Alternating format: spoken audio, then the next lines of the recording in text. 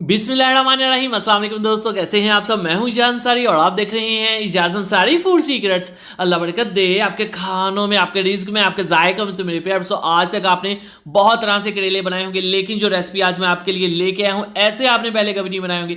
मैं आपको बताऊंगा करेले की कड़वाहट कैसे दूर की जाती है, कटिंग कैसे की जाती है, कौन से मसाले कब जाएंगे और कौन से मसाले बिल्कुल नहीं जाएंगे, टमाटर का इस्तेमाल कैसे करना है, प्याज को कैसे इसमें ऐड करना है। मतलब कि बहुत सारी बातें इंशाल्लाह आज आपको जानने को मिलेंगी। चलें जी, बिस्मिल्लाहिर्रहमानिर्रहीम।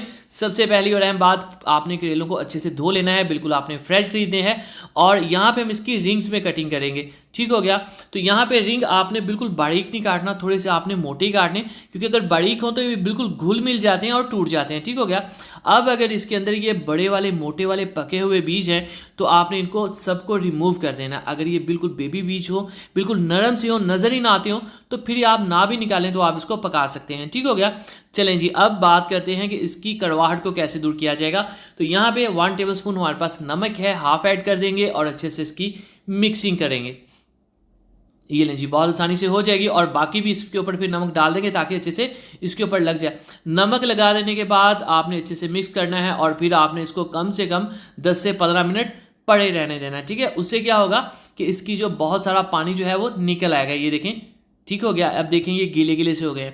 अब आपने क्या करना है, खुले पानी के साथ अच्छी तरह से इसको धोना है। जितना नमक इसको लगा है ना, आपने सारे को उतारना है बहुत अच्छे से। मसाले की बुनाई सबसे अहम स्टेप है आज की रेसिपी में, वो आपने बिल्कुल भी स्किप नहीं करना। तो खुले पानी से मैंने इसको बहुत अच्छे से धो लिया है, हल्का सा भी नमक इसके अंदर नहीं रह गया, ठीक है। ये एक अहम बात थी। चलें जी, अब आपने क्या करना है, एक जाली के अंदर इसको रख देना है ताकि ये ड्राई हो जाए और इनका जो पानी है एक्स्ट्रा वो सारा निकल जाए। उसके बाद बिस्मिल्लाहिर्रहमानिर्रहीम खूबसूरत सी कढ़ाई लेंगे और इसके अंदर हम लेंगे तकरीबन आधा कप कुकिंग ऑयल का। फ्लेम को हाई कर देंगे। यहाँ पे आपने इनको अच्छे से फ्राई करना है। याद रखिएगा मैंने इनको ड्राई कर लिया था। अगर आपके पास टाइम ना हो तो आप कपड़े के साथ भी इसको ड्राई कर सकते हैं, लेकिन पानी उतारना बहुत ज़रूरी है वरना ये नरम पड़ जाएंगे, ठीक है। तो हम यहाँ पे इसको पकाएंगे जब तक कि ये सुनहरी कलर नहीं आ जाता, ठीक है। ये गोल्डन कलर है, याद रखिएगा आपने इनको ब्राउन नहीं करना, ठीक हो गया। तो बहुत ही देखें खूबसूरती के साथ ये सुनहरी से गोल्डन से हो चुके हैं। अब हमने इनको निकाल लेना है। अब आने वाला है मज़ेदार, बेहतरीन और आला काम। चलें जी, बिस्मिल्लाहिर्रहमानिर्रहीम। तो वही ऑयल जो हमने यूज़ किया था, जो फुल ऑफ खुशबू है, फ्लेवर है, उसी को यहाँ से हम छन लेंगे ताकि इसी को हम यूज़ कर सकें। तो तकरीबन हमारे पास ये देखें इतना ऑयल काफ़ी होगा। अब इसके अंदर हम ऐड करेंगे प्याज ज़रूरत से ज़्यादा, ठीक है। ये 3 प्याज हैं और इनको मैंने बारीक लंबाई में काटा है, ठीक है। प्याले को अच्छे से साफ किया करें, कोई भी चीज़ नहीं होनी चाहिए। अब आपने इनको तब तक पकाना है जब तक ये ट्रांसपेरेंट से नहीं हो जाती, ठीक है। आपने इनको ब्राउन या गोल्डन नहीं करना। बड़ा सा टमाटर लेना है जिसको आपने क्यूब्स में काटना है। ये मैंने मोटे मोटा काटा, आप गौर करें ज़रा, आपने बिल्कुल ऐसे ही काटना है, बारीक या इससे लंबा नहीं आपने काटना।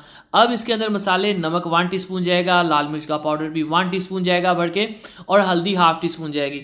याद रखिएगा इसके अंदर आपने और कोई मसाला ऐड नहीं करना, ना ज़ीरा, ना कुछ धनिया पाउडर, ना गरम मसाला, कोई भी चीज़ इसके अंदर नहीं जाएगी। मैं नहीं चाहता कि जो करेले की ओरिजिनल खुशबू है, फ्लेवर है, टेस्ट है, वो किसी भी चीज़ के साथ डिस्टर्ब हो रहा हो। इनके सबके टेस्ट करेले के साथ मैच नहीं करते। अब आपने थोड़ा सा पानी ऐड कर देना है, ठीक है, ताकि हमारे जो प्याज है वो बिल्कुल बारीक ना हो और हमारे जो टमाटर हैं वो बिल्कुल छोटे ना हो जाए, यहाँ पे बिल्कुल ना घुल ना जाए।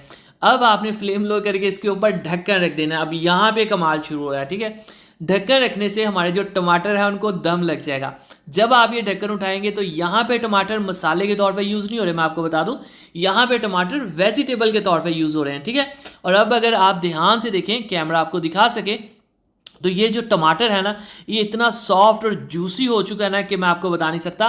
जब ये करेले के साथ आप खाएंगे ना ये वाला टमाटर, तो इंशाल्लाह आप कहेंगे कि आपको इजाज़ अंसारी ने कुछ सिखाया है। अब ये तकरीबन 3 पाव हमने करेले लिए थे, ये इसमें ऐड कर देंगे, मिक्सिंग करेंगे और हम इसको बहुत ज़्यादा नहीं पकाएंगे। याद रखिएगा हमने टमाटरों को इसके अंदर घोल नहीं देना बिल्कुल, ठीक है।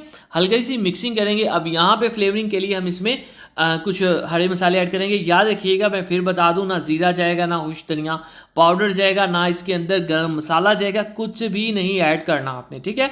चलें जी, अब इसके अंदर हम हरी मिर्ची ऐड कर देंगे। थोड़ी सी मोटे वाली ली है मैंने, जो कि खूबसूरती का काम भी बहुत ज़्यादा करें और क्रंच भी लेके आएँ। और अब इसकी हम मिक्सिंग करेंगे। अब आपने फाइनल लुक मिस नहीं करनी, आपको नज़र आएगा कि अल्हम्दुलिल्लाह कोई चीज़ तैयार हुई है, ठीक है। चलें जी, बिस्मिल्लाहिर्रहमानिर्रहीम। तो माशाअल्लाह अल्हम्दुलिल्लाह देखें जी मेरे अल्लाह की शान, उसकी रहमतें, नेमतें और बरकतें जो दी उसने हमारे हाथ में हमारे कानों में। तो मेरे प्यारे दोस्तों मसाला करेले आपके लिए तैयार है, बहुत ही शानदार फ्राइड करेले। और इसके अलावा चिकन बिरयानी रेसिपी के लिए, चिकन पुलाव रेसिपी के लिए, यमी एंड टेस्टी रेसिपीज़ के लिए, 10 मिनट्स रेसिपीज़ के लिए Ejaz Ansari food secrets channel पे जाइए। इजाज़ को दीजिए इजाज़त, अगली वीडियो तक अल्लाह हाफिज़।